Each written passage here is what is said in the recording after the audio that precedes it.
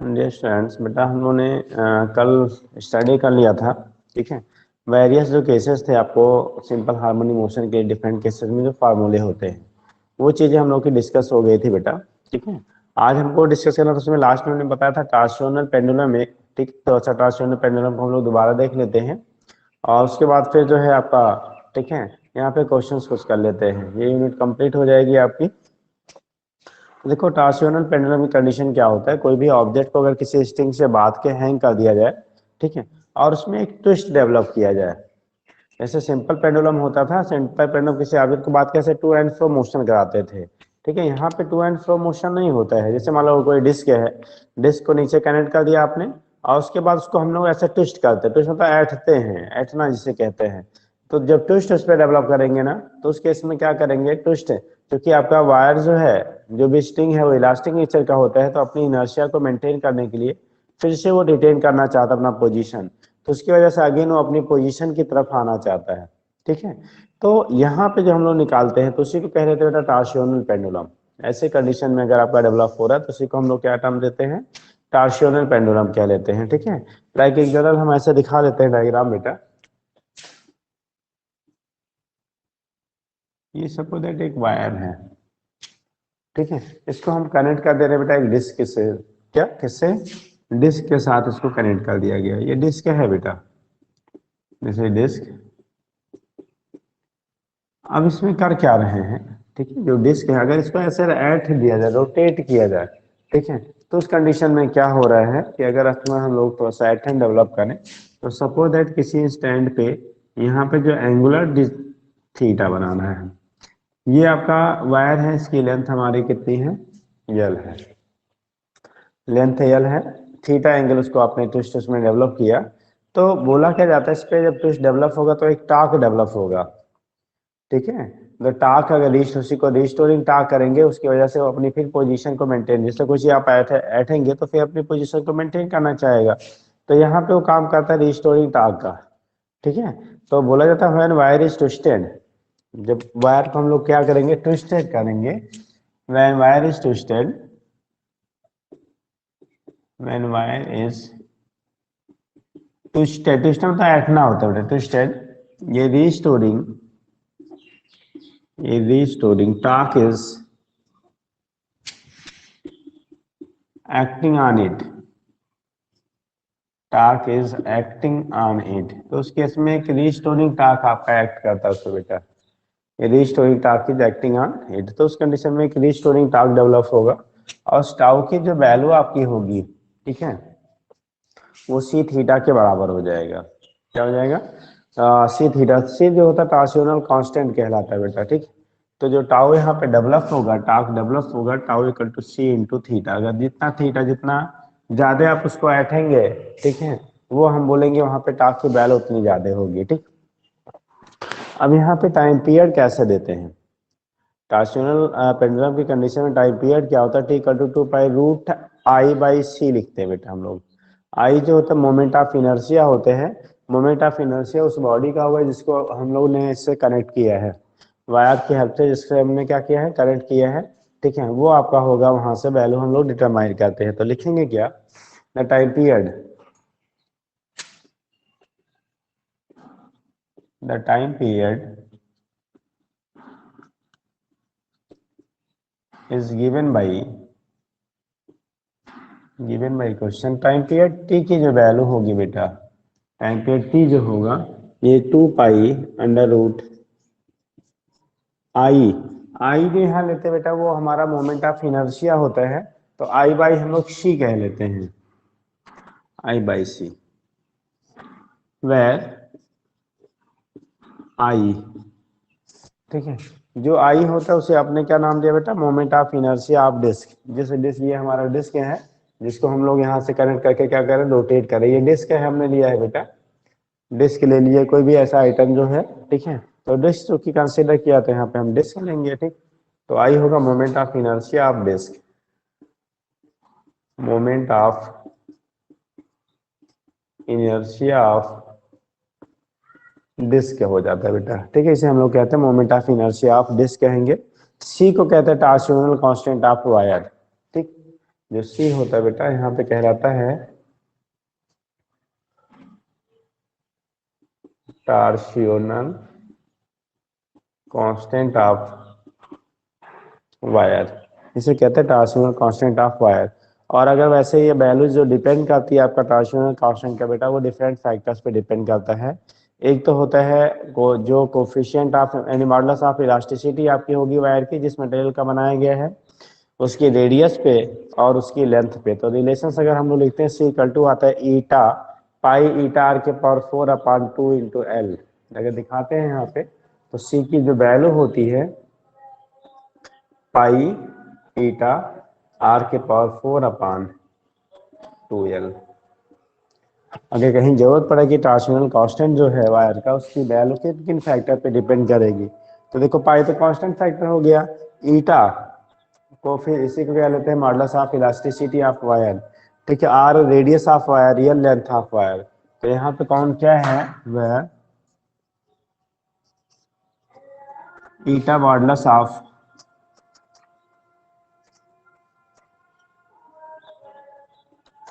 Elasticity of wire,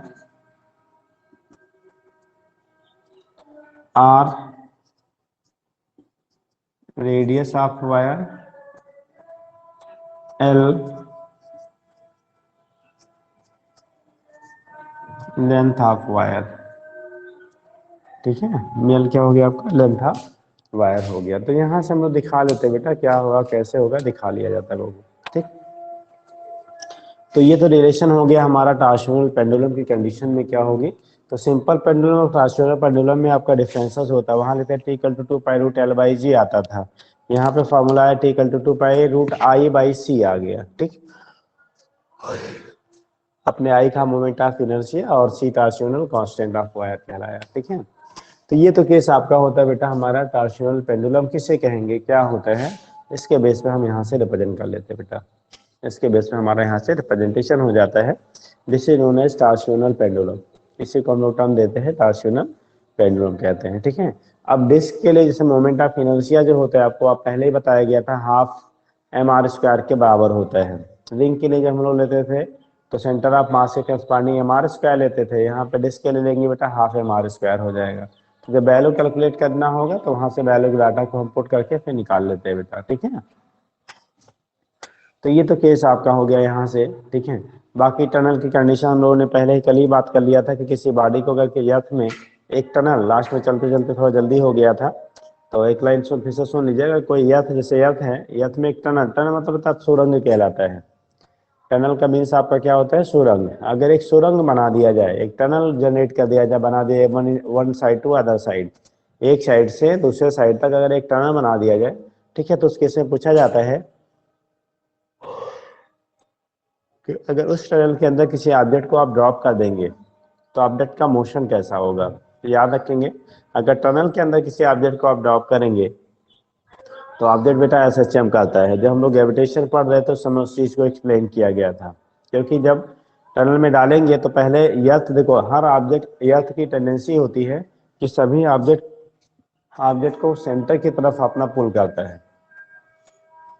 किसी भी object को ग्रेविटेशनल फोर्स के द्वारा जो है यर्थ अपने सेंटर की तरफ उसे पुल करता है। तो जब टनल बनाएंगे ना, टनल के अंदर कोई भी ऑब्जेक्ट डालेंगे तो टूवर्ड्स उस पर सेंटर एक फोर्स लगेगा, ठीक। उस फोर्स की वजह से वो क्या होगा, सेंटर की तरफ जाएगा, लेकिन सेंटर तक जाते जाते बेटा, ठीक है, आपका उसके पास एक मोमेंटम यानी वेलोसिटी गेन कर लेगा। वेलोसिटी होगा तो उसका अपना एक मोमेंटम होगा। उस मोमेंटम की वजह से वो जो हमारा क्या होगा, मोमेंटम होगा, उस मोमेंटम की वजह से वो सेंटर लाइन पे पहुंचने पे तुरंत रुकता नहीं, फिर कहाँ चला जाएगा, नीचे की तरफ, ठीक है। तो उस केस में जितने हाइट से आप ड्रॉप करते हो फिर उतना बिलो चला जाता है, और जैसे वो नीचे जाएगा उस पर फिर एक ऊपर की तरफ फिर से आपका सेंटर के क्या फोर्स डेवलप होने लगता है, ठीक है, ग्रेविटेशनल फोर्स, जो उसे दोबारा क्या करेगा, अपनी पोजीशन की तरफ लाने की टेंडेंसी रखेगा। तो इस तरह से उस टनल में अप एंड डाउन मोशन होने लगता है ऑब्जेक्ट का, और जो मोशन होता है उसे हम लोग कहते हैं बेटा S H M.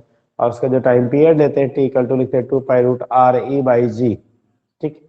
Time period निकालने के लिए जो रिलेशन बनता है T equal to 2 pi root R E by G, ठीक है। और जो वैल्यू रखने पे आर आर हो गया रेडियस ऑफ क्या एफ हो गया, जी ग्रेविटेशन का एक्सीलरेशन हो गया, 2 पाई ऑलरेडी फिक्स का डाटा ही है।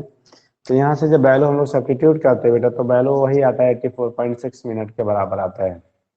बताओ अगर टनल बना के उसमें किसी भी ऑब्जेक्ट को डाल दीजिए तो उस केस में वो ऑब्जेक्ट जो होगा एक साइकिल अपना, ठीक है, 84.6 मिनट में कंप्लीट करता है। जो ऑब्जेक्ट है, ठीक है, वो अपना एक साइकिल बेटा कितना 84.6 मिनट में आपका कंप्लीट करता है। तो कहिए तो लिख दे system of body in a tunnel, ठीक है, अलोंग द क्या अर्थ। अगर अर्थ के अलोंग जो है, ठीक है, आपका कोई टनल का फॉर्मेशन कर दिया जाए तो वो उस केस में क्या होगा, उसका जो टाइम पीरियड होता है वो आपका रिलेशन बनता है T=2π√RE/G या R/G जो भी कर लो, ठीक है। तो उस कंडीशन में वहां से हम दिखा लेते हैं टाइम पीरियड की जो वैल्यू आती है वो 84.6 मिनट के बराबर आता है। किसके बराबर आएगा बेटा, 84.6 मिनट के इक्वल आता है। तो इसके बेस पे हम लोग यहाँ से रिप्रेजेंट कर लेते हैं क्या होगा, किसे कहेंगे टनल, कैसे होगा, तो सारी चीजें हमारी रिप्रेजेंटेशन हो जाती है बेटा। इतना क्लियर है? चलिए तो फिलहाल कि लिख दे, एक लाइन लिखिए लेते हैं बेटा, देख लो ये हो गया क्लियर।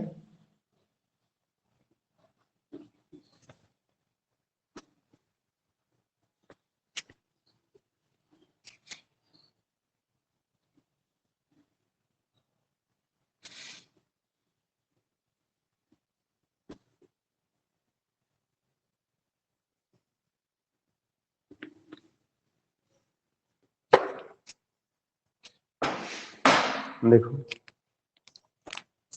बोला गया आपका, ठीक है, यहाँ पे जब हम लोग बात कर रहे हैं तो बोला क्या जा रहा है, टनल की फॉर्मेशन कर ले, यानी SHM of a body in a tunnel, SHM of a body in a tunnel.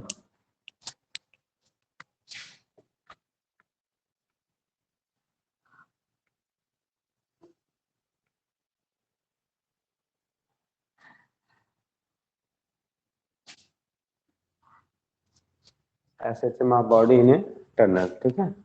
तो जो SHM आपका बॉडी का होता है किसी टनल के अंदर बेटा, अगर कोई टनल है, ठीक है, उस केस में अगर आपका SHM हम लोग करते हैं, SHM कराया जाए, ठीक है, तो सिचुएशन क्या बनेगा, SHM of body in a tunnel, ठीक। तो अलोंग कह लो,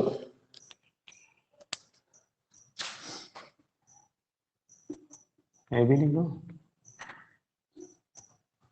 अलोंग अर्थ कॉर्ड, मतलब कोई भी आपका, कोई जरूरी नहीं बेटा उसके सेंटर से ही पास आउट हो, ठीक है, कोई एनी कार्ड से अगर उसको पास आउट करते हैं तो उसका कंडीशन सबके लिए वही टाइम पीरियड आएगा बेटा, ठीक। तो ये होता है ऐसे, अगर डायग्रामेटिकली हम बनाते हैं, जैसे मान लो ये है अपना ये सेंटर, कोई जरूरी कंपल्सरी नहीं कि सेंटर से पास कराइए, सेंटर से पास कराएंगे तो भी वही मिलेगा बेटा, किसी अदर से पास कराएंगे तो भी वही मिलेगा। तो मान लो हमने सेंटर ये सी है, हमने यहाँ से एक टनल बनाया जिसे सुरंग कह लेते बेटा, ठीक है, ये टनल आपने बना दिया। अब यहाँ पे किसी ऑब्जेक्ट को अगर छोड़ेंगे बेटा तो ये यहाँ से इधर की तरफ आएगा और ये आके यहाँ तक पहुंचेगा और फिर से रिटर्न बैक होगा, क्योंकि टू एंड फ्रो मोशन होता है।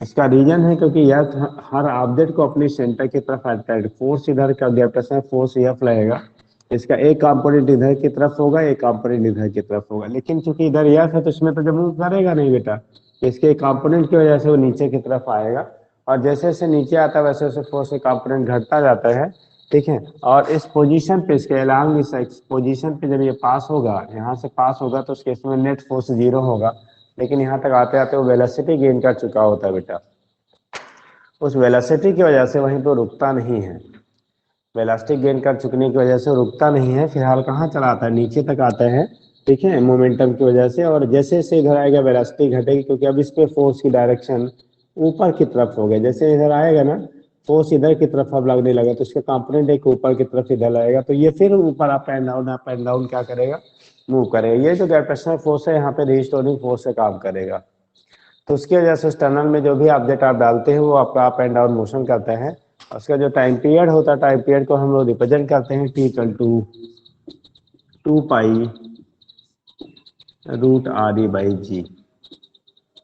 टाइम पीरियड को जब दिखाते हैं तो T= होता है बेटा 2π√RE/G के क्या हो जाता है, बराबर हो जाता है। टाइम पीरियड की जो वैल्यू होगी T=2π√RE/क्या होता है, G के इक्वल हो जाता है तो उसके बेस में हम लोग यहाँ से रिप्रेजेंट कर लेते हैं क्या होगा कैसे होगा, उन चीज़ों का आपका रिप्रेजेंटेशन हो जाता है बेटा, ठीक है। तो ये केस आपके हो गए, इसके बेस पे आप यहाँ से रिप्रेजेंट कर लेंगे। क्लियर है ये? तो टाइम पीरियड की वैल्यू हो गई T equal to 2 pi root R E by क्या होता है जी के बराबर होते हैं, वो चीज़ें हम यहाँ से दिखा लेते हैं, ठीक है। चलिए तो ये तो कहानी हमारी हो गई क्या होगा कैसे होगा, ठीक है। तो ये कोई टनल अगर आप फॉर्म करते हैं या तो क्या अलॉन्ग किसी कार्ड से, तो उस कंडीशन में क्या होगा, उसके टाइम पीरियड के लिए रिलेशन क्या होगा, और वैल्यू जो इसमें रखने पे सब्स्टिट्यूट करने पे 84.6 मिनट के बराबर आता है। अगर यहाँ पे रख दिया जाए तो यही जो वैल्यू आती है लगभग 84.6 मिनट के क्या आएगा, बराबर आएगा, ठीक है। तो किसी भी ऑब्जेक्ट को अगर इस टनल में सस्पेंड कर दिया जाए तो वो 84.6 मिनट के बाद फिर अपनी जिस पोजीशन से आप उसको ड्रॉप करेंगे उस पोजीशन पे पहुंच जाता है। मतलब फ्री का झूला, एक बार आप टर्न बनाइए, लाइफ टाइम क्या करिए, झूलते रहिए, ठीक। इधर से ड्रॉप करिए, इधर तक अप एंड डाउन मोशन करता रहेगा वो बेटा, ठीक है, without any external energy source. कोई वहाँ पे एक्सटर्नल एनर्जी सोर्स की आपको ज़रूरत नहीं होगी, बस एक बार टनल बनाना है बेटा, ठीक है। लेकिन वो टनल बनाना आसान भी नहीं है, ठीक है। रेडियस कितना होता है 6400 किलोमीटर, ठीक है। अब उसका दूना कर लो, उतनी गहराई में आपको टनल खुदाई करनी है, और उसमें बहुत सारे आपका क्या रॉक साल्ट मिलेगा, बहुत सारे क्या मिलेंगी, मेटेलिक चीज़ें पाई जाएंगी, स्टोन्स पाई जाएंगी। तो वो फिजिकल केवल हम लोग क्या थ्योरेटिकली कह लेते हैं, प्रैक्टिकली ऐसा फिजिकल नहीं है, ठीक है। चलिए तो फिलहाल ये तो हो गया हमारा थ्योरेटिकल पॉइंट्स। कुछ बेटा हम लोग न्यूमेरिकल कर लेते हैं, कुछ हम लोग आज क्या न्यूमेरिकल कर लेते हैं, ये यूनिट कंप्लीट हो जाता है बेटा, ठीक है। जैसे कुछ बुकों में बेटा यहाँ पे ऑसिलेशंस वगैरह, ठीक है, यहीं पे दे दिया गया है, ठीक। जैसे आपका force oscillation, free oscillation, damped oscillation वगैरह। लेकिन जब हम लोग पढ़ेंगे टर्म ऑसिलेशंस, ठीक है, अलग से बेस में, तो वहाँ पे उस सारी चीज़ें डैम्पिंग वेव वगैरह पढ़ी जाएंगी, ठीक। तो हम लोग वहीं पे डिस्कस करेंगे बेटा, ठीक। तो कुछ क्वेश्चंस कर लेते हैं, ये यूनिट कंप्लीट हो जाता है आज, हो सकता है आप जल्दी छूट जाएं। तो देखो केस क्या बनता है आपका, पहला केस हम लोग कह लेते हैं कि अगर दो स्प्रिंग हैं, दो क्या है आपके स्प्रिंग्स हैं, ठीक है, उनके स्प्रिंग कांस्टेंट की वैल्यू K1 और K2 है, K1 और K2 हैं, उनको दो तरह से अरेंज किया गया बेटा। पूछा क्या जा रहा है, ठीक है। तो अगर किसी मास m को, दो आपके आइडेंटिकल स्प्रिंग है, स्प्रिंग कांस्टेंट K1 K2 की वैल्यू K के बराबर हम लोग ले रहे हैं, दोनों को एक बार सीरीज में करंट किया गया, एक बार पैरेलल में करंट किया गया, ठीक है। उसे एक मास m को हैंग कर दिया, सस्पेंड कर दिया गया। तो रेशियो ऑफ क्या, टाइम पीरियड, ठीक है, time period of vertical oscillations की बात की जा रही, टाइम पीरियड का रेशियो क्या होगा। कभी कभी फ्रीक्वेंसी का रेशियो पूछ सकता है, या टाइम पीरियड का आपको रेशियो पूछेगा बेटा, फ्रीक्वेंसी का रेशियो पूछ लेगा या आपको क्या टाइम पीरियड का रेशियो पूछेगा, ठीक है। फ्रीक्वेंसी पूछेगा तो जो टाइम पीरियड का होगा उसका उल्टा कर लेना यार। देखो क्वेश्चन ये है, ये समझ गया ना भैया। हाँ,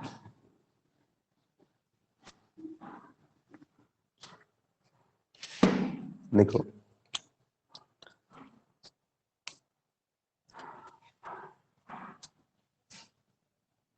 यहाँ दो स्प्रिंग लिए जा रहे हैं बेटा,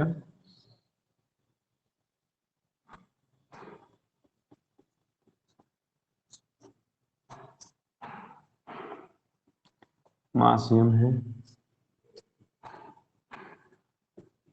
दोनों के स्प्रिंग कांस्टेंट के है, एक ये है, इसको A मान लो, दूसरा इसी का B है।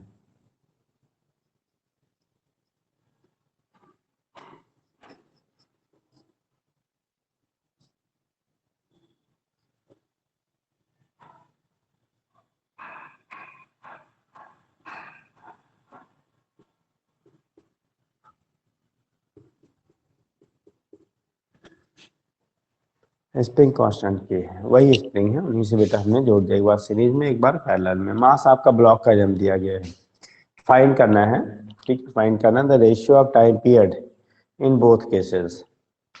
यहाँ पे डिटरमाइन करना है, डिटरमाइन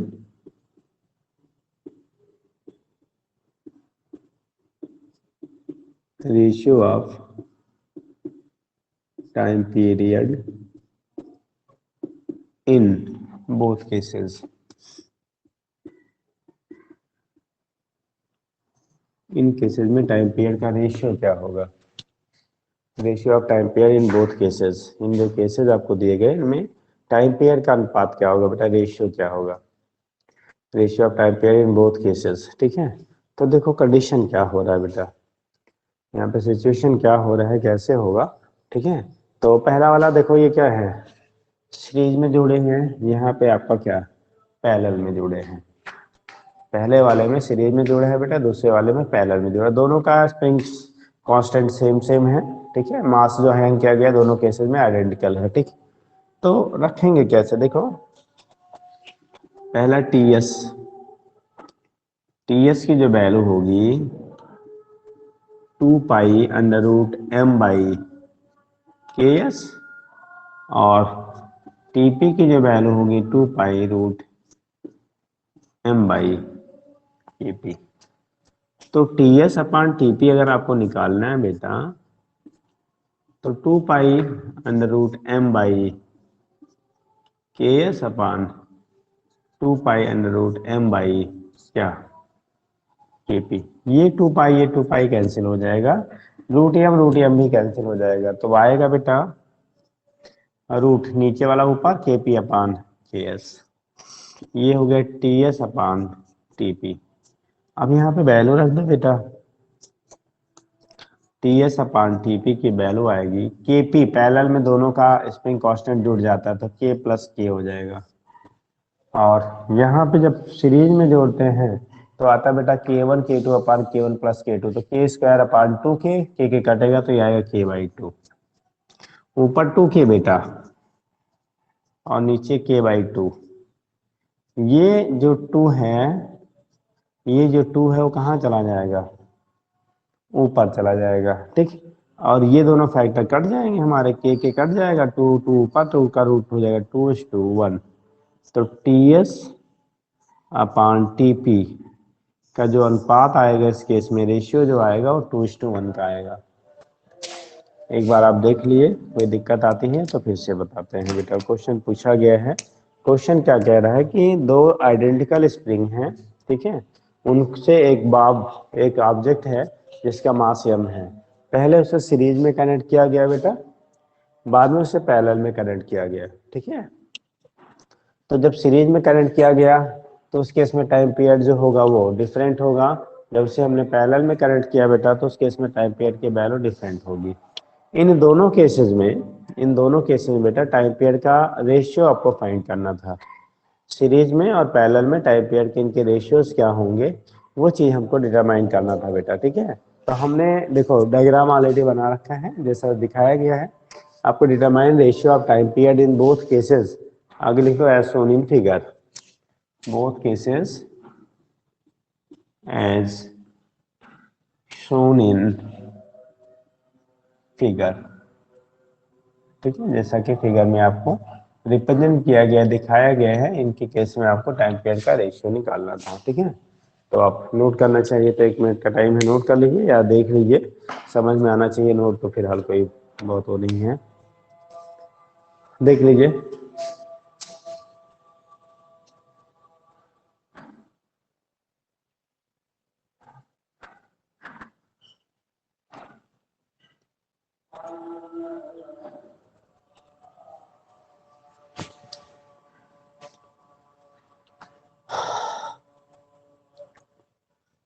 हो गया बेटा,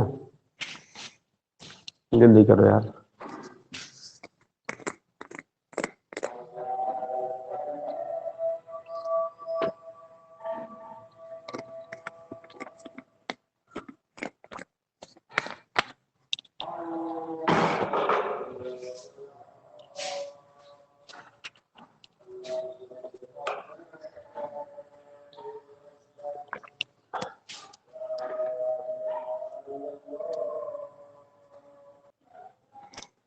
चलो देखो बेटा, तो ये हो गया हमारा शीट पैरेलल।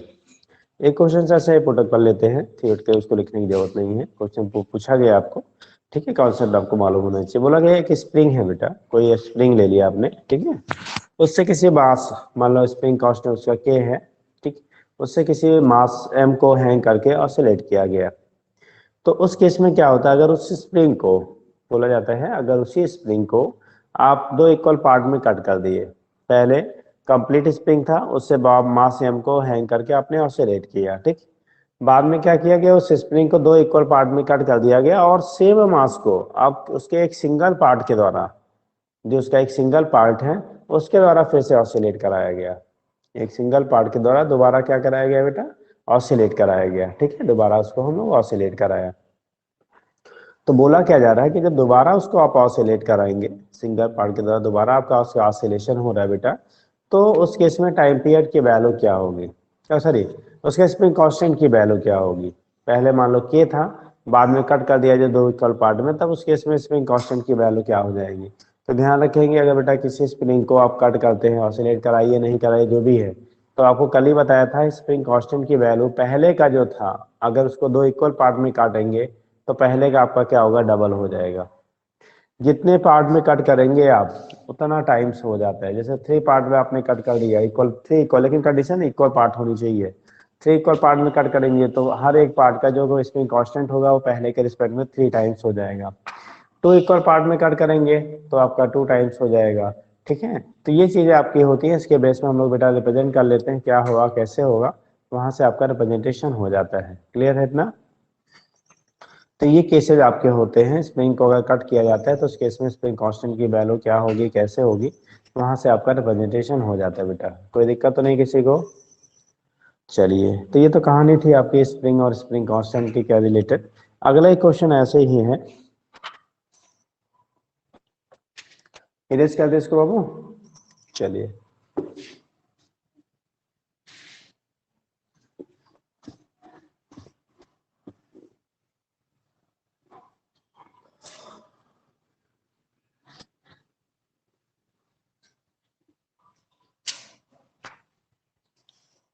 देखिए बोला गया कोई एम मास के किस बॉडी है, ठीक है। एम मास का कोई आपका ऑब्जेक्ट है, उसे किसी स्प्रिंग से अटैच करके ऑसिलेट कराया गया, तो टाइम पीरियड की वैल्यू 2 सेकेंड है। अगर कहा जाए उस मास में अगर 2 kg ऐड कर दिया गया है, कितना क्या है बेटा, 2 kg और एडिशनली हमने ऐड कर दिया, तो उस केस में टाइम पीरियड की वैल्यू जो है इंक्रीज कर गई बाई 1 सेकेंड, 1 सेकेंड और बढ़ गया, ठीक। तो कहाँ क्या जा रहा है, द इनिशियल मास की वैल्यू क्या होगी। क्वेश्चन ये है, ये मास ये में रहता है टू ये spring oscillate every 2 second. Question से हम ऐसे ले लेते बेटा, ए मास यम is attached to a spring, attached to a spring, oscillate, spring oscillate every 2 second, every 2 second. Any time period पहले बेटा 2 सेकेंड है, ठीक है। ऑसिलेट एवरी 2 सेकेंड, तो 2 सेकेंड पे वो क्या करता है आपका, ऑसिलेट करता है, ऑसिलेट एवरी 2 सेकेंड, ठीक। आगे क्या कह रहा है, ठीक है। If the mass is increase by 2 kg, अगर उसके मास में 2 किलोग्राम का इंक्रीजमेंट कर दिया जाए, ठीक है, इंक्रीजमेंट कर दिया जाए, then time period increase by 1 second, ठीक। If mass is increased by 2 kg, then time period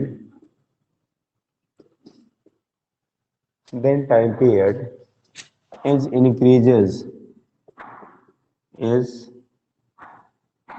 increases by कितना, 1 second. then find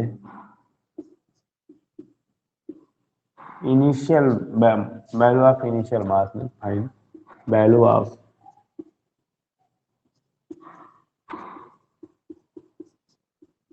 initial mass m,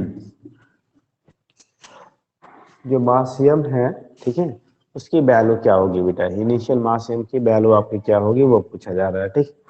तो देखो हमारा फार्मूला जो बनता है,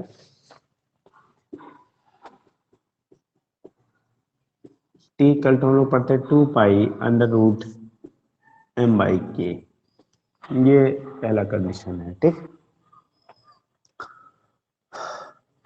सेकंड कंडीशन आपकी होगी, बोला क्या जा रहा है, टी मान लो पहले था, बाद में टी डैश हो गया, टी डैश की वैल्यू टी प्लस वन हो जा रहा है, T plus one equal to 2 pi under root m+2 by K. उसी स्प्रिंग से हम जो मास को बढ़ा दे रहे हैं, कोई दूसरा स्प्रिंग नहीं है, तो इसका मतलब स्प्रिंग कांस्टेंट की वैल्यू कोई चेंजेस नहीं आएंगे। तो इसके अगर इक्वेशन फर्स्ट बना लो बेटा, इसे इक्वेशन आप सेकंड बना लो। ठीक है, ये भी क्वेश्चन कई बार पुटअप किया गया है। ठीक, कि कोई इनिशियल स्प्रिंग है, कोई स्प्रिंग है जिसका आपका क्या मास m को अगर हैंग करके उससे ऑसिलेट करते हैं तो टाइम पीरियड की वैल्यू पहले 2 सेकेंड था, बाद में उसमें अगर मास में 2 किलोग्राम का एडिशन कर दिया जाता है, 2 किलोग्राम और मास उस पर ऐड कर दिया जाता है, तो अब टाइम पीरियड की जो वैल्यू हो रही है, अब जो टाइम पीरियड हो जा रहा है वो 2 सेकेंड की से एक और बढ़ जा रहा है, 1 सेकेंड का उसमें इंक्रीजमेंट है, 1 सेकेंड इंक्रीजमेंट होता है तो 3 सेकेंड हो गया यार। ठीक है, तो यहाँ पे कर लेंगे by question first and second, by question first and second. ऊपर हो गया T upon T plus one equal to 2 pi under root m/k upon 2 pi under root m+2/k।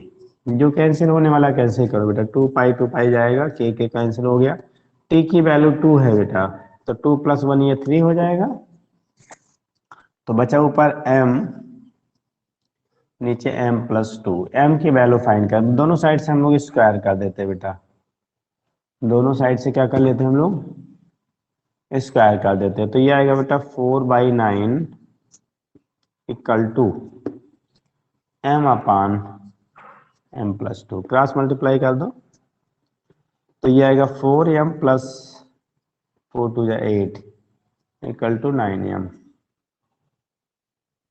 ठीक, यहां से करो, ये इधर जाके क्या होगा, माइनस हो जाएगा, तो आएगा बेटा 9m - 4m इक्वल टू 8, बचा आपका 5m इक्वल टू 8। 5m की वैल्यू कितनी आ गई, 8 के बराबर, तो m की वैल्यू कितनी आ जाएगी, m की जो वैल्यू होगी बेटा 8/5, 1.6 kg, यानी जो पहले आपने उससे हैंग कर रखा था ना ऑब्जेक्ट, ठीक है, उसका जो मास है बेटा वो 1.6 kg के क्या होगा, बराबर होगा। ओरिजिनली जो उससे हैंगिंग मास था उसकी वैल्यू आपके आपके आगे बेटा कितना, 1.6 kg। एक बार क्वेश्चन दोबारा देख लीजिए, ठीक है, कई बार क्वेश्चन रिपीट हुआ है, तो ये केस कंडीशन क्या बनना है, कैसे बनना है, थोड़ा सा आप देख लो, फिर आगे बताते हैं। समझ गए हैं, कोई दिक्कत तो नहीं बेटा, देख लीजिए, कोई दिक्कत हो तो पूछ लीजिए।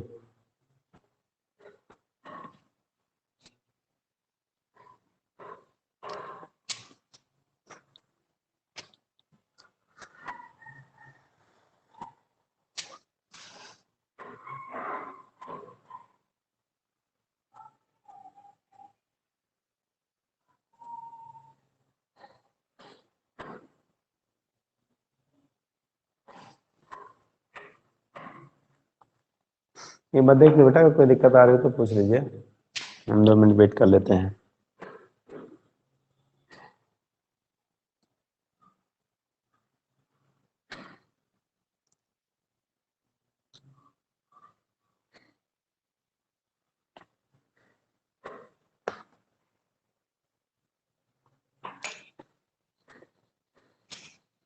हो गया, चलिए देखते हैं आगे। इसी से ऐसे रिलेटेड दूसरा अगला क्वेश्चन हम लोग कर लेते हैं, डायग्रामेटिकली ही समझा लेंगे बेटा। देखो,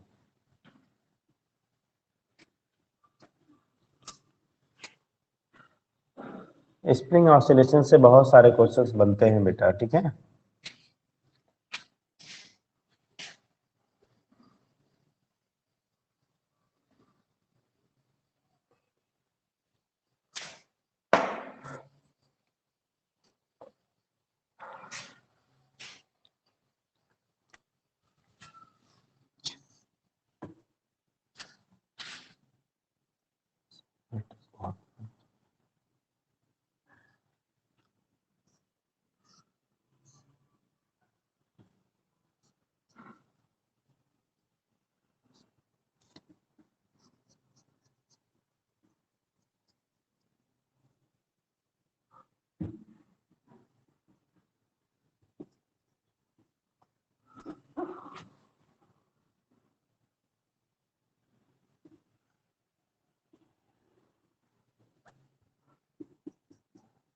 देखो एक के है बेटा, दूसरा टू के है, मास आपका यम है। एक के है, दूसरा टू के है, मास हमारा कितना है, यम है। तो ये केस आपका हो रहा है यहाँ पे ऑसिलेशन की कैसे कंडीशन बनेगी, के टू के। बेटा इसको खींचोगे ना तो ये दोनों आपस में पैरेलल में है, आपको बताया था जब पैरेलल और सीरीज कॉम्बिनेशन। तो यहाँ पे के इक्विवेलेंट की जो वैल्यू आएगी, ये के प्लस टू के हो जाएगा बेटा, दैट इज थ्री के बराबर है। अब यहाँ पे आपको पूछा फ्रीक्वेंसी ऑफ ऑसिलेशंस, तो पहले हम लोग टाइम पीरियड ऑफ ऑसिलेशंस निकाल लेते हैं। क्या निकालेंगे पहले, टाइम पीरियड ऑफ ऑसिलेशन निकालेंगे, फिर वहां से फ्रीक्वेंसी ऑफ ऑसिलेशन निकाल लेंगे। देखो तो टाइम पीरियड निकालेंगे तो टी इक्वल टू आएगा बेटा 2 पाई रूट m/k इक्विवेलेंट। तो 2 पाई रूट एम अपान के की वैल्यू आ गई बेटा 3 के टी की वैल्यू। आपको अगर यहाँ से फ्रीक्वेंसी निकालना तो एन की वैल्यू करेंगे उल्टा हो जाएगा ना, फ्रीक्वेंसी जब आप निकालेंगे, फ्रीक्वेंसी ऑफ ऑसिलेशन, तो एन की वैल्यू 1/t होता है, तो ये आ जाएगा 1/2 पाई रूट 3 के/m हो जाएगा। एन की वैल्यू आ गई 1/2 पाई रूट 3 के/ क्या होगा, एम के बराबर हो जाएगा।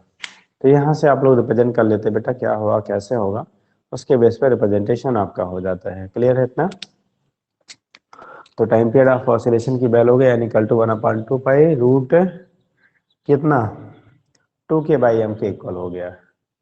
√2 के/ क्या हो गया आपका, m के इक्वल हो गया। तो यहाँ से हम लोग दिखा लेते हैं बेटा क्या हुआ कैसे होगा, वो चीज़ें हमारी रिप्रेजेंट हो जाती हैं टाइम पीरियड के लिए। कोई दिक्कत तो नहीं है। तो एक क्वेश्चन से इस टाइप का बेटा बन जाता है, ठीक है। क्वेश्चन आपका इस टाइप का डिजाइन कर दिया जाता है, क्या कंडीशन बनेगी तो देख लीजिए, ठीक। एक क्वेश्चन डायग्राम को थोड़ा सा ट्विस्ट कर देते हैं बेटा, जो डायग्राम है थोड़ा टेढ़ा मेढ़ा कर देते हैं। अब उस केस में पूछ लिया जाता है वहाँ पे टाइम पीरियड के लिए क्या क्वेश्चन बनेगा, ठीक है। तो हम क्वेश्चन बता रहे हैं, आप सोचिएगा। फिलहाल यहाँ बोल तो सकते नहीं हैं आप, ठीक है, लेकिन आप सोचिएगा। अगर हम जो बताएंगे तो आप मैच कर लेना आपका राइट है या रॉन्ग है, ठीक। हम डायग्राम बना रहे हैं, आपको ऑलरेडी पहले से अपना आंसर आप डिसाइड कर लेना, हम टाइम 1 मिनट देंगे, ठीक है, और फिर हम बताएंगे तो आप मैच करना कि राइट है कि रॉन्ग है। देखिए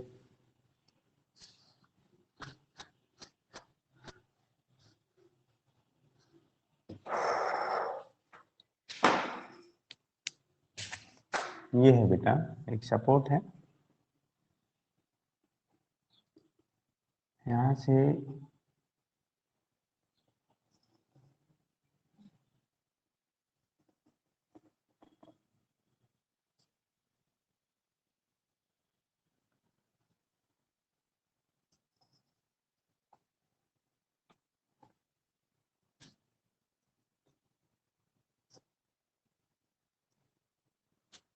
ठीक, इससे एक ब्लॉक को हमने कनेक्ट कर दिया बेटा, इससे एक ब्लॉक को कनेक्ट कर दिया गया।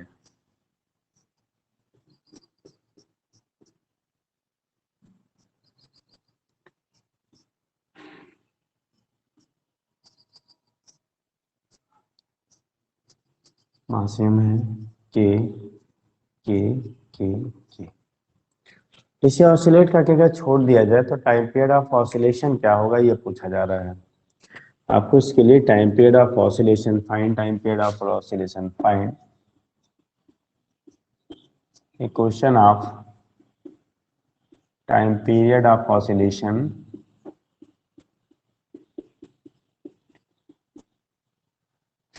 find equation of time period of oscillations in given case, ठीक है। इस केस में टाइम पीरियड ऑफ ऑसिलेशन के लिए फार्मूला क्या होगा, सभी के स्प्रिंग कांस्टेंट बेटा के 4 स्प्रिंग लगे हुए हैं, इस तरह से इनको अरेंज किया गया है चारों स्प्रिंग को। बोला गया टाइम पीरियड ऑफ ऑसिलेशंस क्या होगा इसके लिए, ठीक है। 1 मिनट का हम आपको टाइम देते हैं, जल्दी से बता दो बेटा, जल्दी करिए लेकिन, ठीक।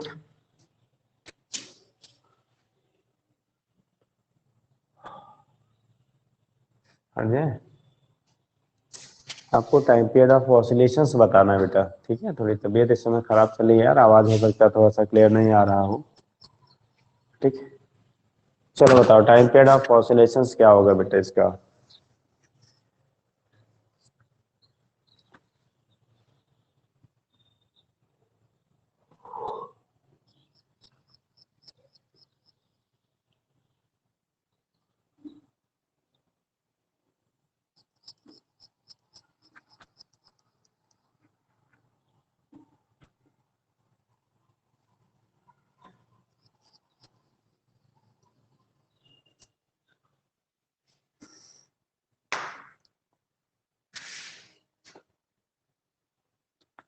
सोच लिया बेटा? चलिए देखिए हम बताते हैं। देखो होता क्या है, अगर आपने जो लोग फिलहाल ट्वेल्थ कर चुके हैं या ट्वेल्थ में किए होंगे, ठीक है, इस बार ट्वेल्थ उन्होंने पास आउट किया होगा, ठीक है, या ऑलरेडी पहले से पास आउट हैं, उनको बताया गया होगा सीरीज एंड पैरेलल कॉम्बिनेशन। जब रेजिस्टेंसेस का हम लोग सीरीज और पैरेलल कॉम्बिनेशन करते हैं कैपेसिटेंस एंड रेजिस्टेंस का, तो वहाँ पे कॉम्बिनेशन में इस टाइप की साइकिल बनाई जाती है बेटा, ठीक है, इस टाइप की साइकिल बनाई जाती है। तो वहीं को रिलेट किया गया है। इसका मतलब यहाँ पे खाली खाली आपको सिंपल हार्मोनिक मोशन के ही नॉलेज नहीं होनी चाहिए, कॉम्बिनेशन का भी नॉलेज होना चाहिए, ठीक है। वैसे हमने सीरीज पैरेलल इंडिविजुअली बता दिया था, यहाँ पे उसी को मिक्स करके बनाया गया है। तो देखो होता क्या है, इसको दो तरीके हमारे होते हैं बेटा। जो ये स्प्रिंग है ना, इस तरह से आके कनेक्टेड है, इसी को हम लोग जो कॉम्बिनेशन करते थे तो इसको यहाँ से ऐसे कर लेते थे, दो पार्ट में डिवाइड। देखो ऐसे, ये वाला इसके साथ में, ये वाला इसके साथ में। अब देखो ये के और ये के दोनों सीरीज में हो जाएंगे। ऐसे ही बेटा ये के सीरीज में होगा, तो इस दोनों के का इक्विवेलेंट आएगा के बाई सीरीज में, 1/k plus 1/k equal to 1/k dash. तो के डैश की वैल्यू k/2 आ जाएगी। ऐसे इन दोनों का कॉम्बिनेशन की जो वैल्यू आएगी वो आएगी बेटा k/2। ये k/2 ये k/2 दोनों पैरेलल में हो जाएंगे बेटा, पैरेलल में डायरेक्टली सम करते हैं तो k/2 प्लस k/2 तो आएगा हमारा कितना, k के बराबर आ जाएगा, ठीक। तो इक्विवेलेंट की वैल्यू आएगी k/2 प्लस बेटा k/2। टोटल वैल्यू हमारी k के बराबर आ गए, k इक्विवेलेंट की वैल्यू। तो time period of oscillations t equal to 2π√m/k वही रह गया बेटा जो सिंगल स्प्रिंग से होता था। इसका मतलब इन चारों स्प्रिंगों का कॉम्बिनेशन इस तरह से कुछ डिजाइन किया गया कि टाइम पीरियड की वैल्यू उतनी ही रह गई जितनी एक सिंगल स्प्रिंग के द्वारा ऑब्टेन होता था। जितना हमारा क्या एक सिंगल स्प्रिंग से ऑब्टेन होता था वो सिचुएशन हमारा उतना ही रह गया बेटा, ठीक है। तो समझ गए ना क्या होगा। तो ये कंडीशन होता, टेढ़ा मेढ़ा डायग्राम देख के डरा मत करिए। जो डायग्राम जितने टेढ़े होते बेटा उसके सॉल्यूशंस उतने इजियर होते हैं, ठीक है। तो रिजल्ट उतना ही आसान होगा, केवल देखने में थोड़ा सा डरावना लगता है। तो ये चीजें आपकी जो होती हैं यहाँ से दिखा लेते हैं। तो time period of oscillation t equal to 2π√m/k के क्या हो गया आपका बराबर हो गया, ठीक। अब ऐसे ही एक और क्वेश्चन है वो भी पूछा गया है, कई बार रिपीट हुआ है, तो भी हम लोग देख लेते हैं, फिर अगला नेक्स्ट देखेंगे। देखिए ये समझ गया ना बेटा, ये क्वेश्चन समझ में आ गया। ये जो क्वेश्चन आपका था ये तो समझ गया ना। चलिए नेक्स्ट देखते हैं।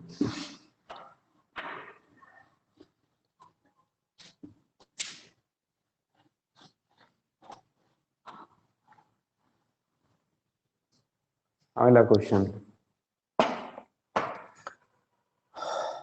यहाँ पे आपको फाइंड करना था बेटा, ठीक है, कि हमारा जो इक्विवेलेंट, ठीक है, फिलहाल आपका क्या वैल्यू ऑफ के फाइंड करना है और उसके बेस पे आप टाइम पीरियड भी बना सकते हो। तो कहा गया what will be the force constant of the spring system shown in the figure. एक हम लोग फिगर बना रहे हैं उसमें स्प्रिंग कांस्टेंट की वैल्यू क्या होगी वो फाइंड करना है। Find spring constant for given figure. Spring constant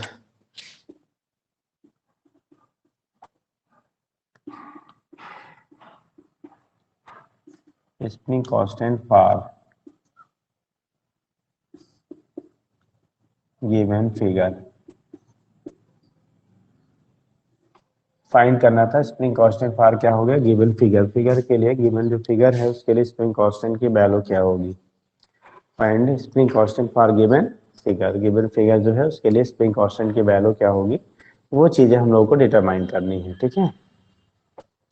तो कैसे आप डिटरमाइन करेंगे, कैसे उसका डिटर्मिनेशन होगा कि स्प्रिंग कांस्टेंट की वैल्यू कितनी होगी। तो देखो कंडीशन क्या है।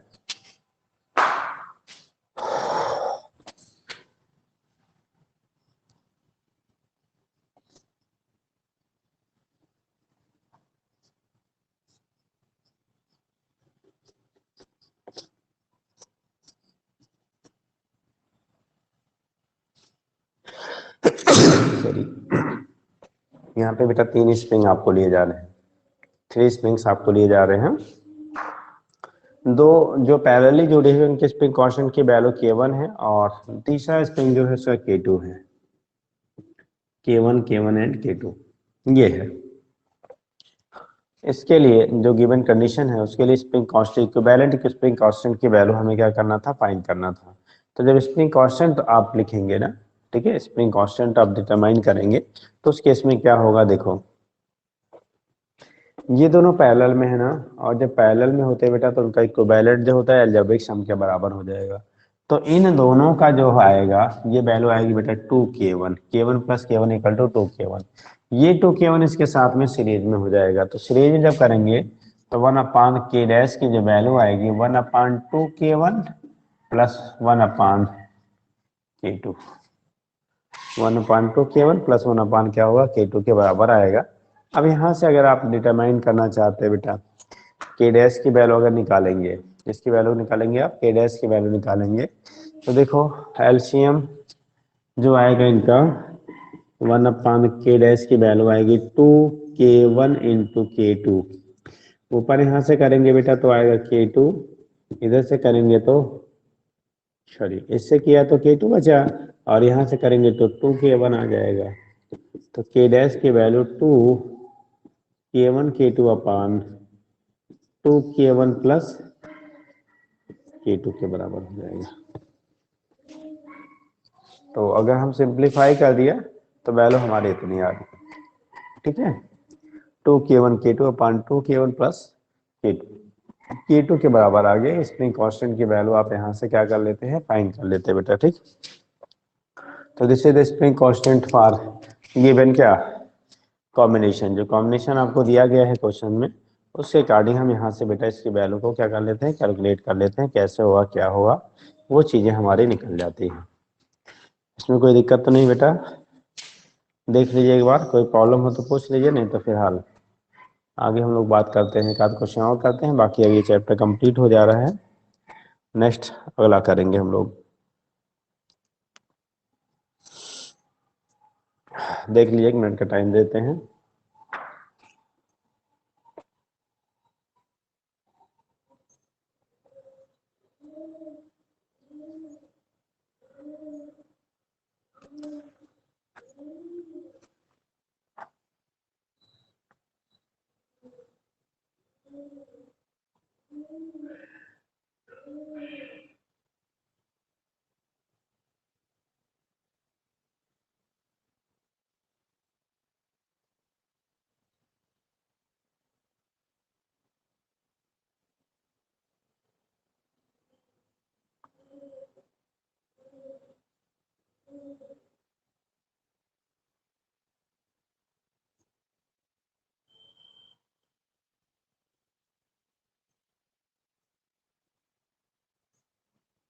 हो गया बेटा, एक क्वेश्चन अभी लोग हम लोग दूसरा देख लेते हैं, ठीक है, और क्वेश्चन ये भी पुटअप किया गया है, कैसे करेंगे सुन लीजिए। ये हो गया, कोई प्रॉब्लम तो नहीं इसमें बेटा। नेक्स्ट क्वेश्चन देखते हैं, और ये आज का लास्ट क्वेश्चन होगा बेटा, फिर बाकी कल करेंगे यार। नेक्स्ट क्वेश्चन क्या कहा जा रहा है, दो स्प्रिंग इंडिविजुअली हैं, अलग अलग हैं, ठीक है, एक के लिए स्प्रिंग कांस्टेंट की वैल्यू k1 है, दूसरे के लिए k2 है। अगर मास m को जब k1 वाले से कनेक्ट करते हैं तो उस केस में टाइम पीरियड की वैल्यू t1 है। जैसे ये हम बना लेते हैं, मास m है, ये k1 है, तो इसके लिए जो टाइम पीरियड t1 होगा 2 pi root m by k1 के बराबर होगा। दूसरा स्प्रिंग जो है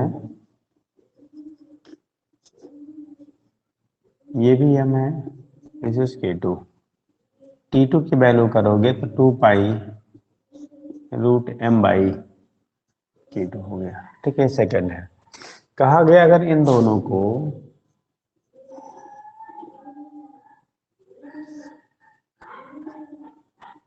इस तरह से बेटा कनेक्ट कर दिया गया, इन दोनों को इस तरह से आपका बेटा कनेक्ट कर दिया, मास वही m है,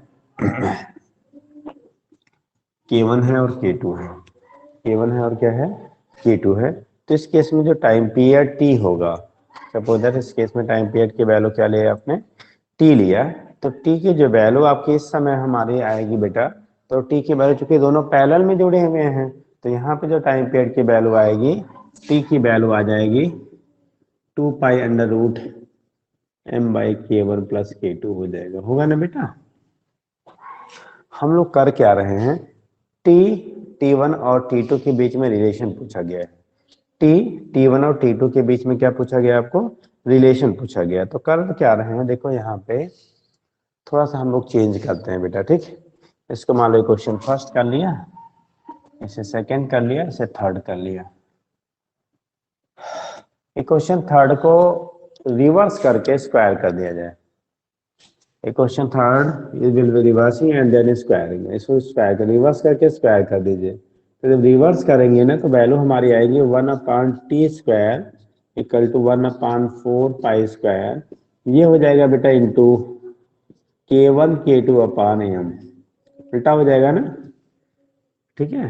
प्राइम इक्वेशन थर्ड है ये बेटा, प्राइम इक्वेशन थर्ड को हमने रिवर्स करके, ठीक है, रेसिप्रोकल करके उसके बाद स्क्वायर कर लिया। तो उस केस में जो वैल्यू हमारी आ रही, जो रिलेशन हमारा आ रहा है, तो 1/t² equal to 1/4 pi k1 k2 by हमारा m के क्या हो गया बेटा, बराबर हो गया, ठीक। इसको थोड़ा सा हम लोग ब्रेक कर लेते हैं। 1/t² equal to 1/4 pi k1 upon m plus 1/4 pi k2 by m। इसको बना लेते हैं क्वेश्चन फोर्थ, ठीक। अब इस इक्वेशन फर्स्ट और सेकंड को भी स्क्वायर करके रिवर्स कर लीजिए। इसको जब स्क्वायर करेंगे यहाँ पे आएगा, तो 1/t1² इक्वल टू आएगा 1/4 पाई² m k बाई क्या, k1 बाई m। और इसका करेंगे 1/t2² इक्वल टू आएगा, इसको बना लो क्वेश्चन नंबर, इसी कर लेते बेटा, चलो अच्छा ठीक है, फिफ्थ। और इसको कर लेते हैं 1/4 पाई² k2 बाई m, इसे कर लेते बेटा सिक्स्थ। ये है क्वेश्चन बेटा फोर्थ, फिफ्थ और सिक्स्थ को देख लो। Primary question fourth, fifth and sixth. Fourth, fifth और सिक्स्थ करेंगे तो 1/, देखो आएगा t²। ये जो वैल्यू है वो देखो t1 का स्क्वायर का है, 1/t1²। ये जो वैल्यू है वो t2 k1/t2² है, तो 1/t2² हो गया, ठीक। तो ये तो condition 1/t² equal to 1/t1² plus 1/t2²। या उल्टा कह सकते हो, इसको अगर ऊपर ले जाएंगे तो साइन हमारा क्या हो जाएगा, पावर का साइन नेगेटिव हो जाएगा। तो ऑप्शन अगर इसी टर्म में मिलेगा तो आप ऐसे ही कर लेना बेटा, अगर इस टर्म में नहीं मिलता है तो आप इसको रिवर्स कर लेना, तो ये ऊपर जाएगा, a² है बेटा, ये t² है, t2 नहीं है, t²। तो ये ऊपर जाएगा तो t के पावर -2 इक्वल टू t1 के पावर -2 प्लस t2 के पावर -2। रिलेशन जब आया था क्वेश्चन तो आपको इस टाइप का दिया गया था। तो यहाँ से हम दिखा लेते हैं क्या होगा, कैसे होगा, उसके बेस पर रिप्रेजेंटेशन आपका हो जाता है। तो एक क्वेश्चन ये हो गया, पहले टाइम पीरियड जब इंडिविजुअली आपका k1 से जोड़ा गया तो उस समय t1 था, बाद में k2 से कनेक्ट किया तो t2 हो गया, दोनों को पैरेलल में करके फिर कनेक्ट किया तो आपका क्या हो गया, t हो गया। t1 और t2 के बीच में आपको रिलेशन फाइंड करना था। Find relation between t1 and t2 find करना था। Relation, determine relation between, determined relation between t1 t2 and t as shown in figure, as shown in figure, जैसा कि आपको फिगर में गिवन है इस कंडीशंस के लिए, ठीक है। तो डायग्राम एक बार देख लीजिए, 1 मिनट का टाइम है, फिर बाकी हम लोग बेटा कल करेंगे, ठीक है। ये यूनिट आपका कंप्लीट हो गया, ठीक है। तो अब यहाँ पे इसमें फिर हमारा आगे वेब बचता है, और पीछे जो हमारी टॉपिक थी, चूंकि हम लोग हीट अभी नहीं पढ़े हैं, या तो अब हीट पढ़ लीजिए, या तो आपका एग्जाम, अब आपको डायरेक्टली बात भी नहीं हो सकती है, कितने लोग इसमें से एग्जाम दे रहे हैं इस टाइम, इस साल। अगर एग्जाम देने वाले ज़्यादा लोग हो तो उस केस में हम सेकेंड पेपर का कुछ चीज़ें जो है, जो आपकी छूटी हुई है, नहीं पढ़े हुए हैं, तो जहाँ से क्वेश्चन सर्टनली पूछे जाते हैं उसको डिस्कस कर लें। या तो अगर ट्रांसमिशन आप हीट करेंगे तो फिलहाल वही हो पाएगा, हीट, ठीक है। हीट से भी एक क्वेश्चन बनता है, लेकिन लंबा चूंकि टॉपिक है और बनता है एक क्वेश्चन ही, तो इसलिए ये सोचा जाता है जो कम टाइम में ज़्यादा ही स्कोरिंग टाइप का क्वेश्चन आता है टॉपिक हो, उनको पहले डिस्कस किया जाए। तो दो पॉसिबिलिटी बन रही है बेटा, या तो हम लोग हीट थर्मोडायनेमिक्स से स्टार्ट करें, या तो फिर आप सेकेंड पोर्शन का कोई चैप्टर स्टार्ट करें जहाँ से आपको, ठीक, टाइम कम है, या तो कई सीक्वेंस से चलते हैं फिलहाल देखा जाता है, ठीक है। चलिए, तो नहीं होगा तो कल से हम लोग थर्मोडायनेमिक्स बेटा पढ़ेंगे, ठीक है। थर्मोडायनेमिक्स कल से पढ़ेंगे, फिर देखा जाता है बेटा आगे जैसा भी होगा। चलिए इतना कर लीजिए, बाकी रिमेनिंग बेटा कल करेंगे, ठीक है। ओके बेटा।